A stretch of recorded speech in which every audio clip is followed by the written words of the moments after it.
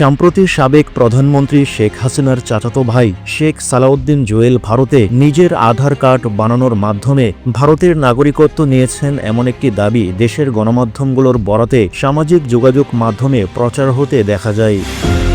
সেখানে দাবি করা হচ্ছে জুয়েল আধারে তার নাম দিয়েছেন বিধান মল্লিক এবং তার বাবার নাম দিয়েছেন মদীন্দ্রনাথ মল্লিক। তবে রিউমার স্ক্যানার টিমের অনুসন্ধানে জানা যায় শেখ সালাউদ্দিন জুয়েলের ভারতীয় আধার কার্ড দাবিতে প্রচারিত তথ্য সঠিক নয় এবং একাধিক উপায়ে কথিত আধার কার্ডটি ভুয়া বলে নিশ্চিত হয় রিউমার স্ক্যানার। এ বিষয়ে অনুসন্ধানের শুরুতে কথিত আধার কার্ডটি বিশ্লেষণ করে রিউমার স্ক্যানার কার্ডটির বাম দিকে শেখ জুয়েলের একটি ছবি রয়েছে।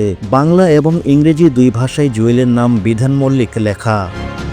একইভাবে পিতার নাম মদীন্দ্রনাথ মল্লিক লেখা হয়।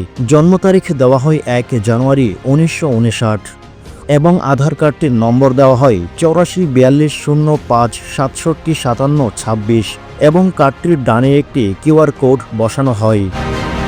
আধার কার্ডের নম্বরটি রিউমার স্ক্যানার এ সংক্রান্ত সরকারি অ্যাপে যাচাই করে দেখে ভারতীয় একাধিক ফ্যাক্ট চেকারের সহায়তায় যাচাই করে এ নম্বরের বিপরীতে কোনো ব্যক্তিগত তথ্য ডাটাবেসটিতে পাওয়া যায়নি, অর্থাৎ এটি যে একটি ভুয়া আধার কার্ড তা নিশ্চিত করা হয়।